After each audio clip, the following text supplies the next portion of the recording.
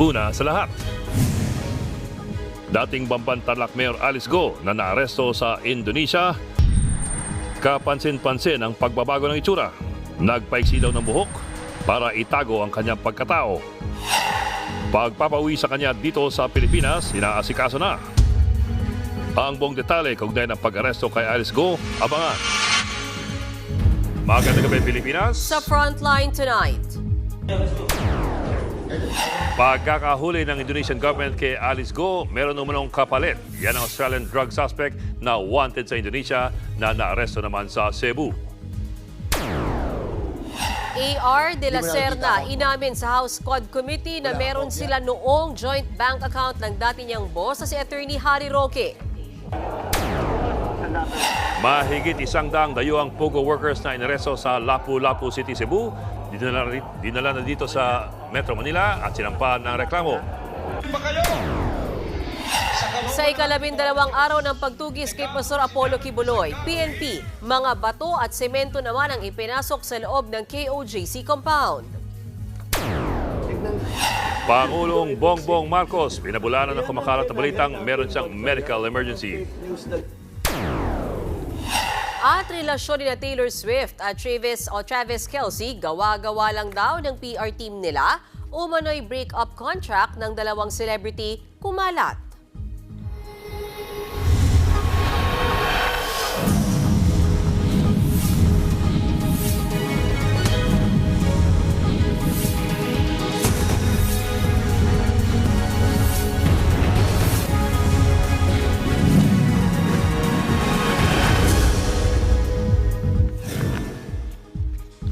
May hiningi raw na kapalit ang Indonesia bago pa uwiin sa Pilipinas si dating Bamban-Tarlac Mayor Alice Go na naaresto kanina sa Indonesia. Base sa mga ulat, gusto raw ipalit kay Go ang isang Australianong drug suspect na wanted sa Indonesia at nahuli kamakailan sa Cebu. Nasa frontline ng balitang yan, Camille Samonte. Sa hotel na ito sa Tangerang City sa Banten Province, Indonesia, nahuli si dating Bamban-Tarlac Mayor Alice Go mag-aalauna kaninang madaling araw oras dito sa Pilipinas. Hindi yan kalayuan sa Jakarta kung saan siya huling na-monitor. Mapapansing nagpaikli ng buhok si Go. Natunton ang dating alkalde sa pakikipagtulungan ng Philippine National Police sa Interpol at mga pulis sa Indonesia. Sa ngayon, nasa kustodiya siya ng Indonesian Police. At kanina nakausap mismo ni PNP Chief General Romel Marbil si Go sa pamamagitan ng teleconference. Ang tanong ngayon, kailan at paano pauuwiin sa Pilipinas si Alice Go? Ayon sa National Bureau of Investigation, posibleng bukas o sa Biyernes, pauwiin ng bansa ang dating alkalde. Pero ayon kay Justice Secretary Boyeng Remulla, komplikado ang sitwasyon. May mga komplikasyon na nandyan na pinag-aaralan namin ngayon. There are other issues between Indonesia and the Philippines that have to be resolved when it comes to this. May hinihingi raw kasing kapalit ang Indonesia bago ipa-deport si Go. Yan ang Australian drug suspect na si Gregor Joan Hatz na wanted sa Indonesia. Naaresto siya ng mga polis at tauhan ng Bureau of Immigration nitong May 15 sa Cebu. May red notice si Haas sa Interpol dahil sa drug smuggling sa Indonesia. Posibleng may kaugnayan at miyembro raw ang Australiano ng isang drug cartel sa Mexico. Hawak pa rin siya ngayon ng BI.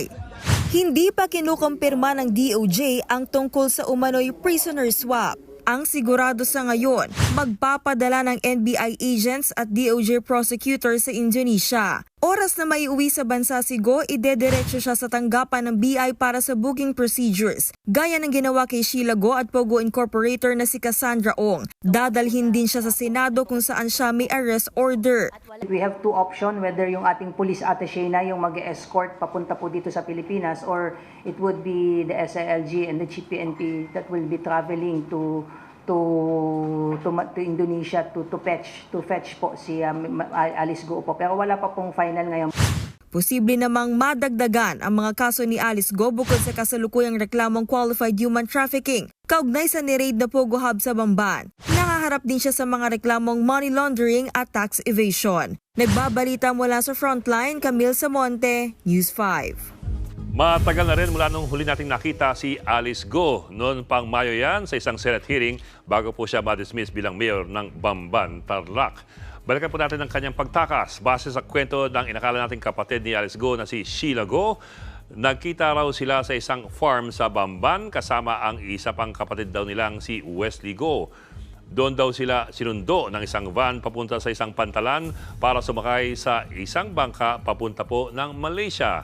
July 18 nang makarating sila sa Kuala Lumpur, Malaysia. Ayon kay Sheila, nakita sila roon ni Cassandra Leong na isa sa mga point persons ng niraid na Pogo Hub sa Lucky South 99 sa Porac, Pampanga.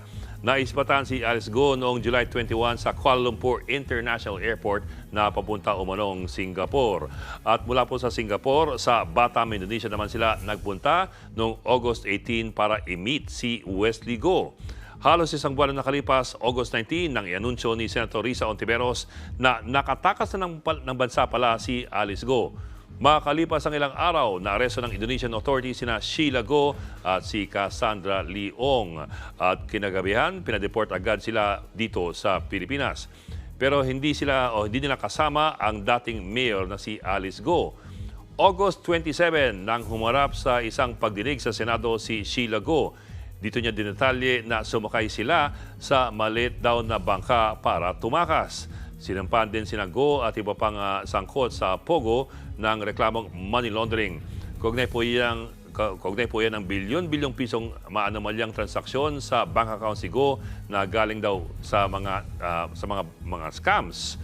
Ayon naman sa abogado ni Go na si Attorney Stephen David, gusto na raw talagang sumuko noon pa ni Alice Go. Pero marami raw banta sa kanyang buhay kaya't natatakot daw ang dating mayora na sumuko. Hanggang sa natagpuan na nga kaninang madaling araw si Alice Go sa isang hotel sa Jakarta, Indonesia. Abangan na lang po natin kung kailan muling tatapak sa bansa ang sinibak na mayor ng Bamban, Tarlac. Naniniwala si Justice Secretary Boying Rimulya na kasabwat ang ilang opisyal ng Bureau of Immigration sa pagtakas ni Alice Go. Si Pangulong Bongbong Marcos naman nagbabalang sisibakin at kakasuhan ng mga sangkot. Narito ang aking report. Hindi pa rin kumbinsido si Justice Secretary Boying Rimulya na nagbangka ang pamilya Go para makatakas. Kaya ayon kay Secretary Rimulya, oras na makabalik ng Pilipinas ang naarestong si dating Bamban Mayor Alice Go. Aalamin nila kung paano talaga siya nakalabas ng bansa sa kabila ng Immigration Lookout Bulletin laban sa kanila. Tingin ng kalihim, may kasabwat ng mga opisyal ng Bureau of Immigration sa pagtakas ni Go. Nagpupuslit papasok nung araw yung Pastillas gang. At nagpupuslit na sila palabas. Kaya alam natin, meron talagang gumagawa niya sa immigration.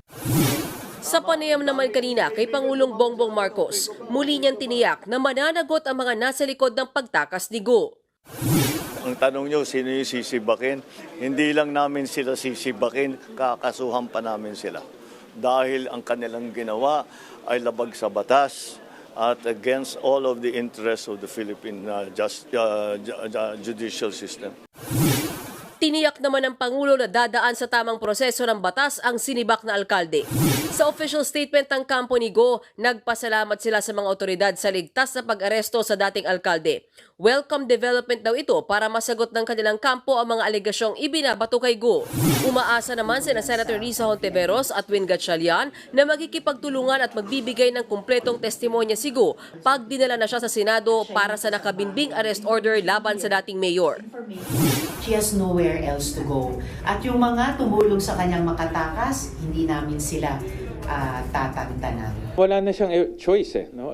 Dead end na ito para sa kanya. Hindi kami papayag, hindi siya magsasalita. Tatagal siya dito. At we will transfer her to a regular detention cell. Pagsasamahin daw sina Alice at Sheila Go sa isang kwarto sa detention facility ng Senado. Bukas ipagpapatuloy ng Senado ang pagdinig kaugnay sa pagpapakansela sa pasaporte ni Alice Go at ang kaugnayan ng kanyang pamilya sa illegal na pogo operation sa bansa. Sakali daw na maagang madala dito sa Senado ang dating alkalde, ihaharap siya agad sa hearing. Pero kung hindi, magkakasapa raw ng 2 hanggang 3 pagdinig ang Senado para masagot ni Alice Go ang maraming katanungan ng mga senador. Sa ibang balita, ginit ni Pangulong Bongbong Marcos na hindi pamumulitika ang mahigpit na pagbusisi ng mga mambabata sa panukalang pondo ni VP Sara Duterte. Ayon kay PBBM, natural lamang daw na usisayang mabuti ng mga kongresista kung saan napupunta ang pondo ng bayan. Sa ngayon, wala na raw silang komunikasyon ni VP Sara mula na magbitiw siya sa gabinete bilang DepEd Secretary. Ipinagkibit balikat naman ng Pangulo ang paghingi ng paumanhin kamakailan ni VP Sara sa mga miyembro ng Kingdom of Jesus Christ dahil hinikayat daw niya ang mga ito na iboto sa pagkapangulo si PBBM. Sir prerogative, I still don't understand why, but that is her wish. Wala tayong I don't know how she can characterize these things, which is essentially an information gathering exercise for the House and for the Senate, so that they know what the budget will look like. So there's malayo sa politika yun. Samantala, tinawanan naman ng Pangulo ang kumakalat na balita online na nagkaroon daw siya ng isang medical emergency at kailangang isugod sa ospital. Tignan, do I look sick? Yan ang kailangan natin bantayan, mga fake news na ganyan. Huwag kayong naniniwala unless it comes from a credible source.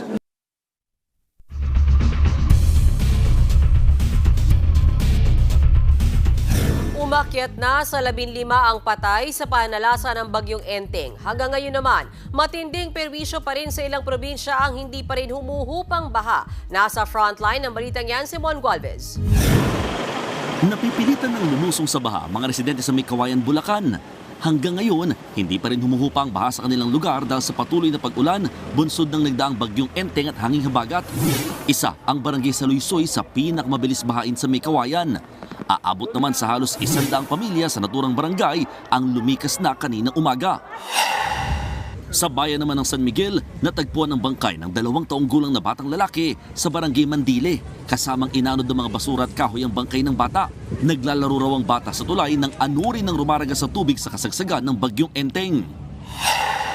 Perwisyong baha rin ang patuloy na nagpapahirap sa mga taga-Likab, Nueva Ecija. Ang ilang residente, sumasakay na sa kuliglig para makatawid lang sa binhang kalsada. Nagmistulang ilog na rin ang mga sakahan. Marami pa namang palay ang nakatakda na sanang anihin ngayong buwan. 8 sa 11 barangay sa bayan ng Likab ang nalubog sa baha sa pananalasa ng bagyong Enteng.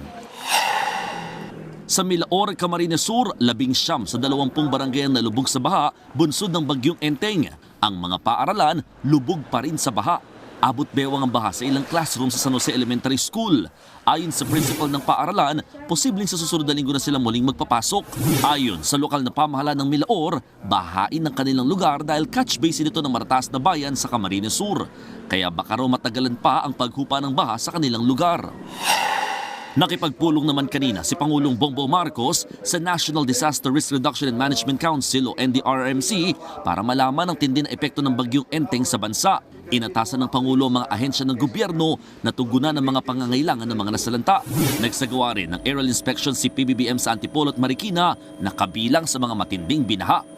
Sa pinakahuling tala ng NDRRMC, umakyat na sa 15 ang patay sa pananalasa ng bagyong Enteng.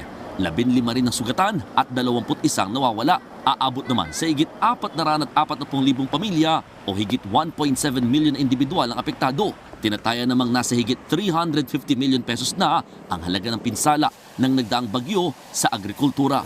Nagbabalita mula sa Frontline, Mon Gualvez, News 5. Mga kapatid, magiging maulan pa rin sa maraming lugar sa bansa kahit wala na sa Philippine Air Responsibility ang bagyong Enteng. Dahil po yan sa trough or extension ng bagyo na nakakapekto sa Cordillera, Cagayan Valley, Ilocos Norte at Ilocos Sur. Bukod po dyan, nahahatak at pinalalakas pa rin ito ang habagat. Yan ang magpapaulan sa magdamag sa Pangasinan, Zambales, Bataan, Mindoro, Calabarzon, Central Luzon at Mimaropa Region. Damay rin sa magdamagang pagulan, dulot ng habagat ang Metro Manila. Ayon naman sa Metro Weather, posible pa rin may mabuong low pressure area sa Biyernes sa hilagang silangan ng Luzon. Meron ding isa pang nagbabadyang LPA. Yan po nakikita ninyo ngayon sa Metro Weather na letrang L sa silangan ng Mindanao sa labas ng PAR. Ayon sa Pag-asa, mataas ang tsansa niyan na maging bagyo. Umapaw naman kaninang hapon sa 80.18 meters ang Lamesa Dam sa Quezon City dahil sa walang tigil na pagulan. Lagpas na po yan sa spilling level na 80.15 meters.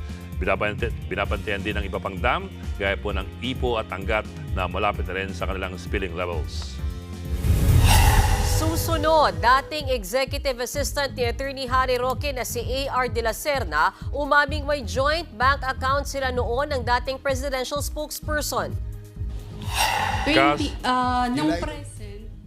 Cassandra Ong na sangkot umano sa Pogo, muntik na namang ipasight for contempt sa pagdinig kanina ng Quad Committee ng Kamara. Double-check ko po. We cannot allow this kind of attitude from Ms. Ong. Allow the members to finish their question, okay? Masyado kang pa-cute eh. At K-pop girl group na New Jeans, makakasama bukas ang ilang Pinoy artist, kabilang ang Alamat. Magbabalik pa ang Frontline Tonight. Mga kapatid, Ed Lingao po, nasa Estados Unidos, Canada o saan mang dako ka ng mundo, manatiling may alam at may pakialam sa mga mainit na balita dito sa ating bansa. Simulan natin ang bawat araw sa tuloy-tuloy na balitaan sa Frontline. Mag-follow at mag-subscribe sa social media pages ng News 5.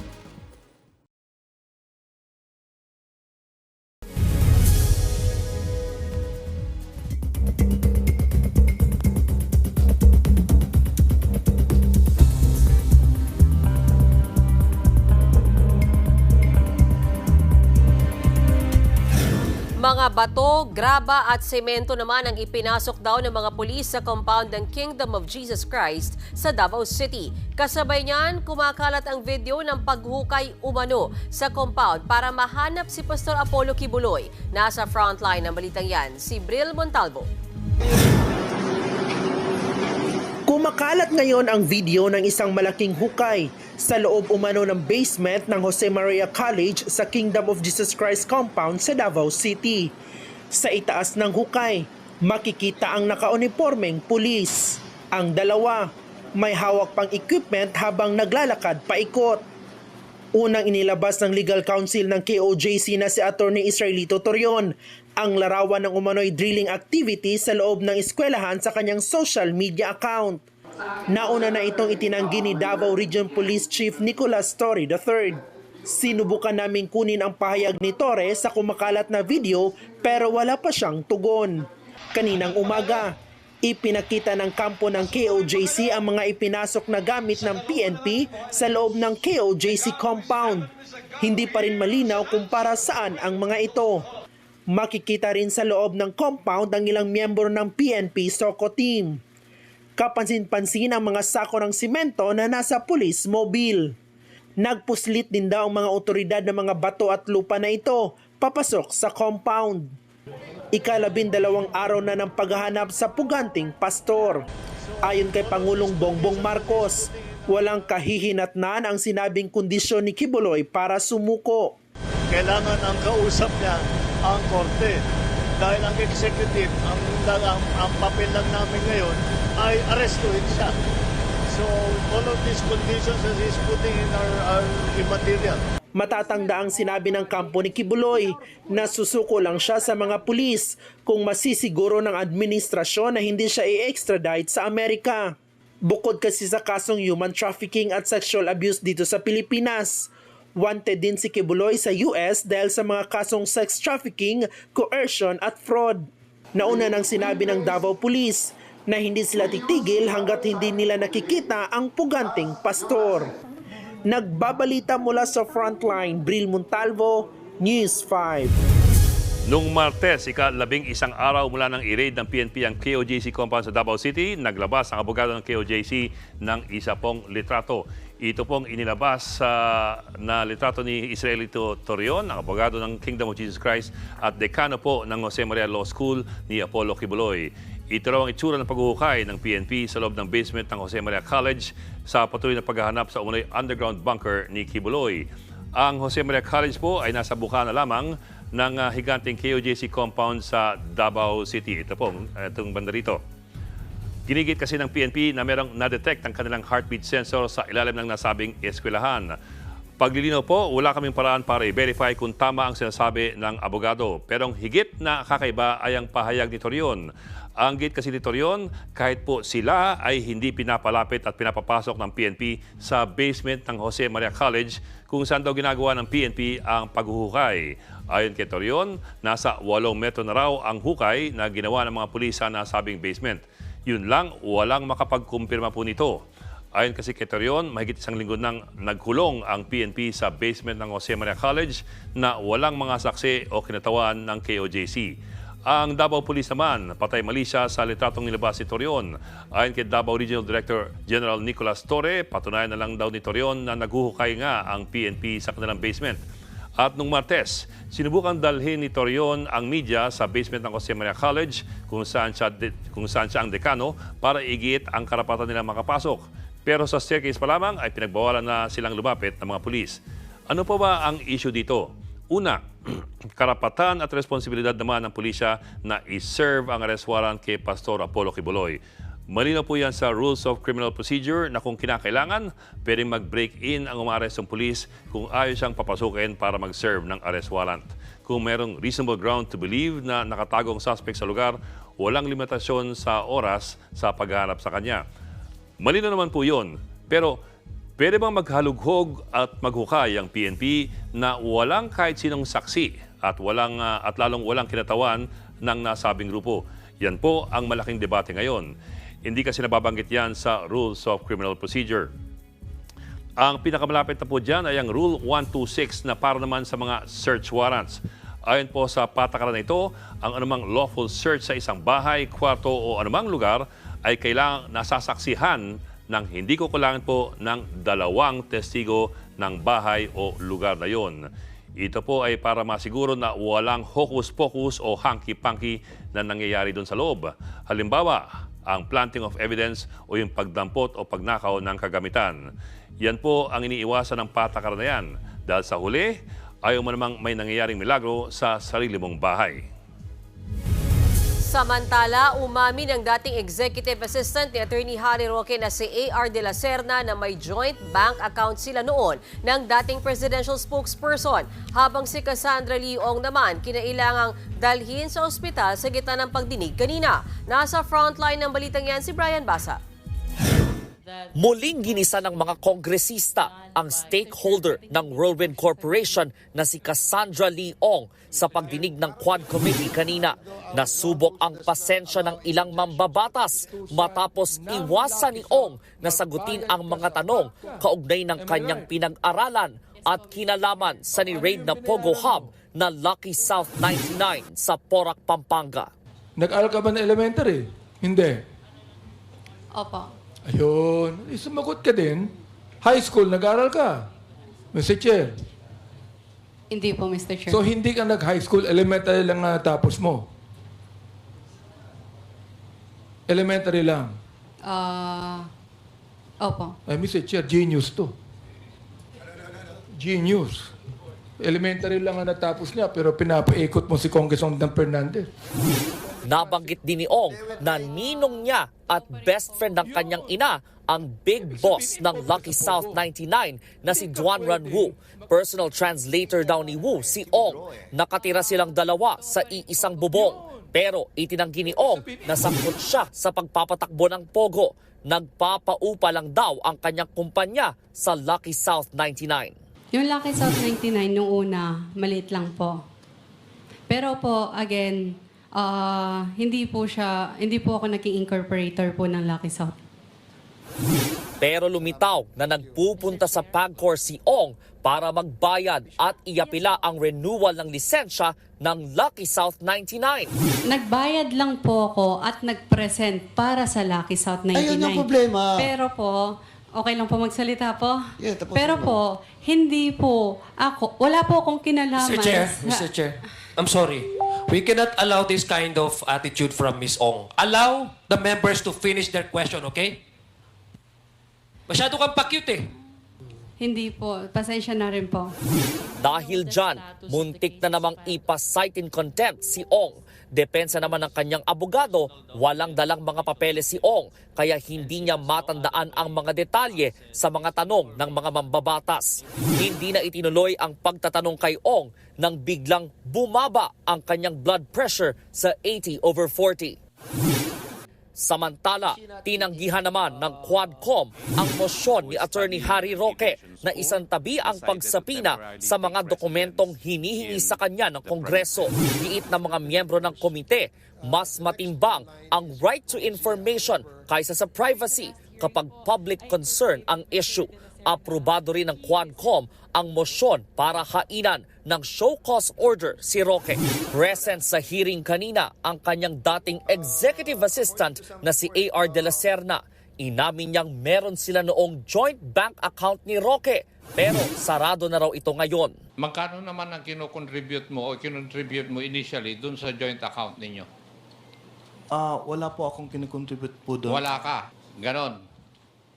Yes po, Mr. Chair. Nalalaman ko lang yan, nangyayari yan sa mag-asawa, mag-ina o mag-ama eh. Hindi po ba? Di ba yung joint account? Ano sa tingin mo, iho? Ang pinakamalaking deposit daw sa naturang account ay 3 milyong piso. Ang pinakamalaki namang withdrawal ay 1.8 million pesos na ginamit umunong pambayad ng staff ni Roque nung eleksyon. Lumitaw din sa pagdinig na 6 na beses silang bumiyahe ni Roque abroad noong 2023. Wala pang bagong pahayag si Roque kaugnay rito pero dati na niyang sinabi na tumutulong noon si De La Serna na patakbuhin ang kanyang social media platforms. Nagbabalita mula sa Frontline, Brian Basa, News 5. Susunod, mahigit 100 Pogo workers na nasagip sa Cebu may mga nanggaling sa sinalakay na Pogo Hub sa Bambantarlac. Ilan sa kanila, biktima umano ng torture. Isang babae sa Davao City, ginawang hostage ng kanyang kinakasama. Suspect, napatay ng mga pulis. At Blackpink Jennie sasabak sa isang bagong Korean variety show. Tutok lang mga kapatid dito sa Frontline Tonight.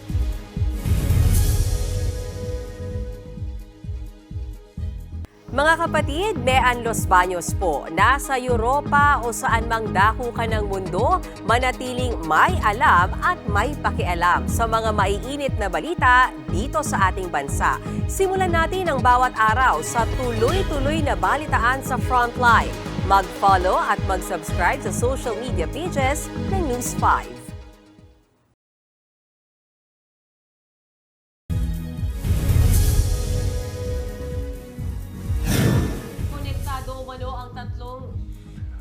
Konektado umano ang tatlong sinalakay na Pogo Hub sa Bambantarlac, Porac, Pampanga at Lapu-Lapu City sa Cebu. Yan lumabas sa investigasyon sa sinalakay na Pogo sa Cebu kung saan mahigit 100 Pogo workers ang nasagip. Nasa frontline ng balitang yan si Gary De Leon. Dinala sa custodial facility ng Presidential Anti-Organized Crime Commission o PAOC sa Pasay City ang halos 170 Pogo worker mula sa Cebu. Dinampot ang mga naturang Pogo worker mula sa sinalakay na tourist hotel sa Lapu-Lapu City noong August 31. Isa-isang ipoproseso ng PAOC at Bureau of Immigration ng mga dokumento ng mga Pogo worker na pawang mga Chinese, Indonesian, Burmese, Taiwanese at Malaysian. Nabisto ang operasyon ng naturang Pogo Hub na magpasaklolo ang Indonesian Embassy sa PAOC para sagipin ang 8 Indonesian na biktima umano ng torture. Bukod sa mga dayuhan, may mga Pinoy ring nasagip na karamihan ay nagtatrabaho bilang interpreter. Gaya ni alias Ana, galing daw siya sa Pogo Hub sa Bamban at nagtrabaho ng 5 araw doon. Pero nang salakay noong Marso, na-recruit daw siya sa Pogo Hub sa Porac, Pampanga. Nang makatunog din na magkakaroon ng raid sa Porac, inilipat na naman daw sila sa ibang lugar. Sabi nila may checking daw, tapos bigla kami pinalabas lahat.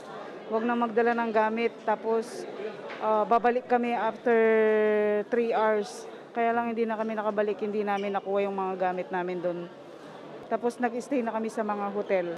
Inutusan daw sila ng mga Chinese nilang boss na itago ang mga dayuhang Pogo worker at itakas patungong Lapu-Lapu City sa Cebu. Yung pong iba po hindi na sumama doon, nagsibalikan ng Manila. Yung iba po nagsitakas pagkabigay ng mga passport ng mga ibang Indonesian. Pero nagsitakas na po sila. Pero noong Sabado, hindi raw siya nasabihan na may raid, kaya napasama siya sa mga nasagip ng PAOK. Pero ang iba raw na natimbrihan, tumakas at lumipat naman sa Davao at sa ibang Pogo Hub dito sa Luzon. Ayon sa PAOK, lumilitaw na may mga koneksyon ang 3 Pogo Hub na kanilang sinalakay. Base doon sa affidavit na nakuha natin, itong mga na-rescue natin, actually galing pa pala ito ng Porac at yung iba galing pa ng Bamban. In fact, ang nakakapanlumo lang talaga, mukhang may confirmation na merong nag-leak doon sa information namin nung Bamban, ay ang Porac.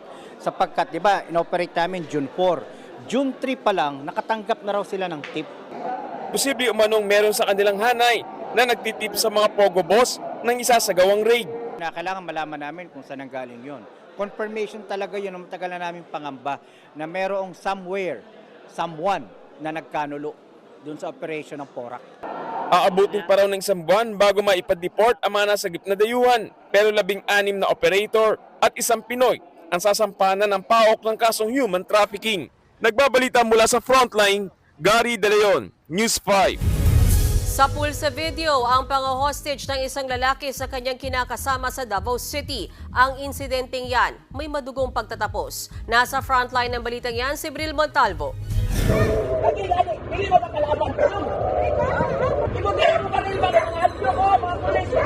Nabulabog ang mga residente ng Barangay Katalunan, Pequeño, Davao City matapos mang-hostage ang isang lalaki sa lugar. Armado ng baril ang lalaki habang bihag ang kanyang kinakasama. Hindi makalapit kahit ang ilang rumispo ding pulis dahil baka tuluyan ang babae.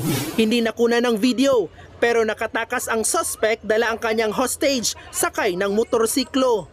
Hinabol pa ng otoridad ang hostage taker hanggang sa makorner sa may gasolinahan, 2 kilometro ang layo mula sa naunang lugar. Sinubukan ng otoridad na pasukuin ang suspect pero nagmatigas ito. Nagtangka umano itong magpaputok pero naunahan siyang mabaril ng mga pulis.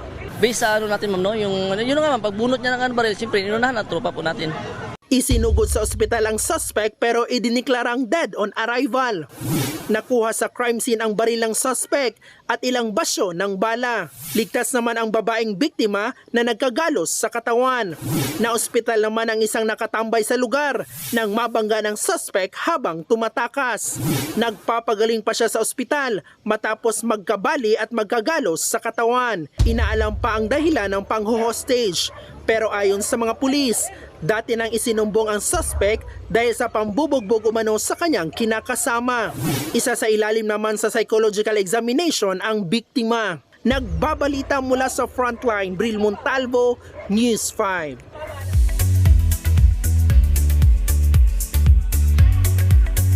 Showbiz tonight at tayo. Magbabalik variety show si Blackpink Jennie. Gagampanan niya ang role ng isang ordinaryong babaeng si Maria. Yan at iba pa sa report ni MJ Marfori.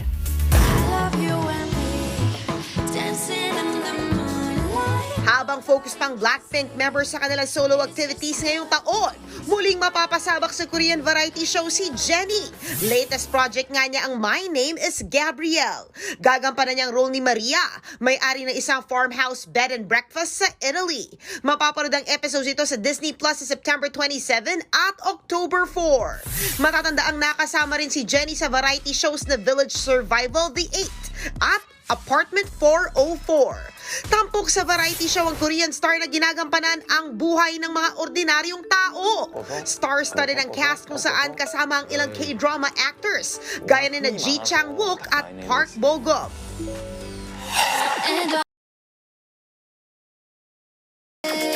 Excited na ba ang Philo Bunnies? Bukas na ang Ultimate Fandom Concert kung saan tampok ang K-pop sensation na New Jeans. Kompleto ang members na sina Minji, Hani, Danielle, Heirin at Yein.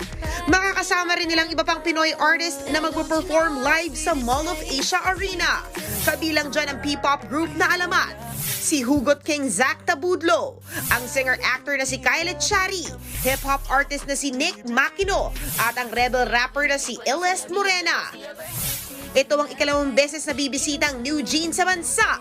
Matatanda ang umattend sila sa Asia Artist Awards na ginanap sa Philippine Arena last year. Nagbabalita mula sa Frontline, MJ Marfori, News 5. Abangan, Pope Francis nagbabala kontra extremism at karahasan sa kanyang pagbisita sa Indonesia. At love story ni na Taylor Swift at Travis Kelce, publicity stunt lang daw ayon sa nag-leak na dokumento. Tuloy-tuloy ang balitaan dito sa Frontline Tonight. Mga kapatid, Ed Lingaw po, nasa Estados Unidos, Canada o saan mang dako ka ng mundo, manatiling may alam at may pakialam sa mga mainit na balita dito sa ating bansa. Simulan natin ang bawat araw sa tuloy-tuloy na balitaan sa Frontline. Mag-follow at mag-subscribe sa social media pages ng News 5.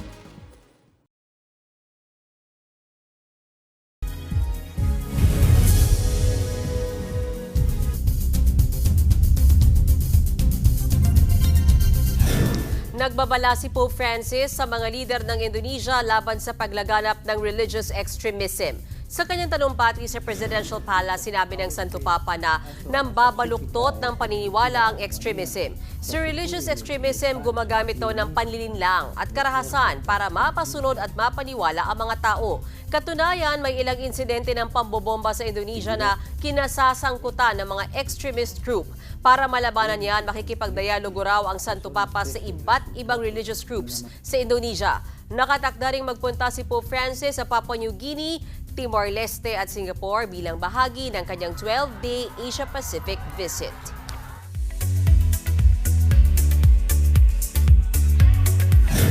Gawa-gawa lang daw ang love story ni na Taylor Swift at Travis Kelce.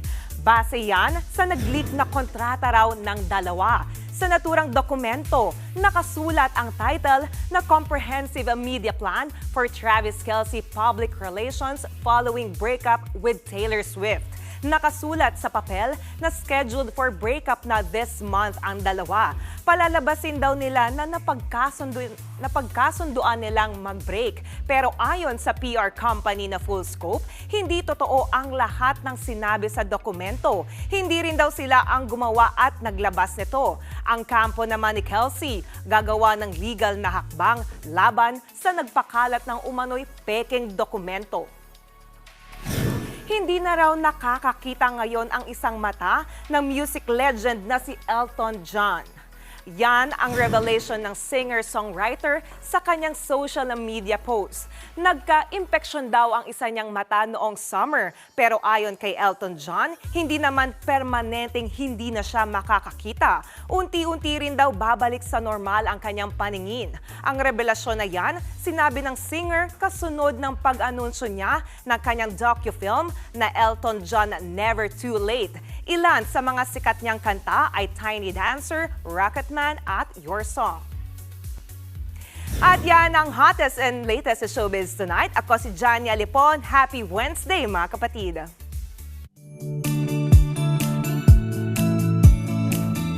At para naman sa ating pabaong pampa-good night, maraming humanga sa batang tampok natin ngayong gabi. Oy, 2 years old lang kasi siya, Bok, ha? Pero astig na siya sa pagbabike.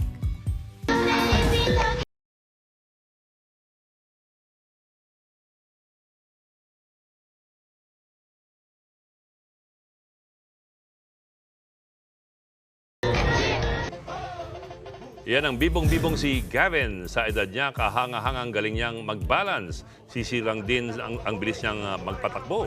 Kumpleto naman siya sa safety gears, kaya kampante ang kanyang mga magulang. May pagkakataong nadadapa, pero never say die si Gavin. Mayo lang daw nang matuto siyang magbike at ngayon sumasali na siya sa mga bike competition. Nakaka-cute. Sana paglaki niya, hindi siya maging kamote. Kamote. Ayun yung mga kamote rider. Kamote riders. Alam ni Johnny. Oo. na welcome back nga pala. Thank you. Thank you. Pahinga lang. Pahinga lang. Pahinga lang. Hindi, ano tayo, alam mo yung mga alaga nating lamok. Malilikot ngayon sa panahon ngayon dahil maulan. Mag-ingat. Sabihin mo na kasi. Yes, mga kapatid, ako po ay nagkaroon ng dengue. Oh, so ingat po sa dengue. Yes. Masakit yun. Ingat. Ngayong maulan pa lalo. Oh. So yung pula-pula ni Johnny, hindi po yan nagtan sa beach. Rashes po yan. Rashes, oo. May rashes pa siya. Ingat mga kapatid. Yes. Maulan. Okay, welcome back. Thank you, thank you. Kasi nung wala ka dito, pag may istoryang tungkol sa sumasayaw, nagtitingin na kami. Parang wala kaming pagdiskitahan eh. Pasanang sayo eh. Oo eh. Kaya... Sige, ano na tayo? Sana tayo. Sige na, baka matrobol tayo. Sayang, nakailang baby this time kami this week. Oo. Yan po 45 minuto pag-imansyon ng headlines. Balitaan at diskusyon para sa paghubog ng matalinong opinyon. Kami yung kasangga sa pagbabalita. Ako po si Mayan Los Baños. Ako lang po si Ed Lingao. Magandang gabi.